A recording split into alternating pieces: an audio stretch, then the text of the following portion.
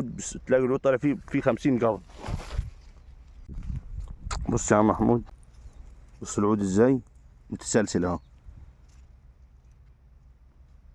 ده حبايه اهو، دي حبيتين، دول حبيتين. بص هنا.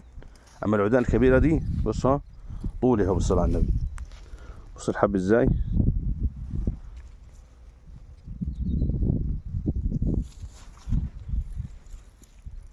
ده بعد 20 يوم بيتكسر، بيوقع من الحمل اللي فيه ده. السنه اللي فاتت زي كده، ده جاري طبعا، مش فولي انا، بس جار مني على طول زارع، وخد مني جوكر السنه اللي فاتت ورشه، وكان هو الوحيد يجربه السنه اللي فاتت. انا قلت له لا يا عم ما ترشوش للفول، ده هو للطماطم بس.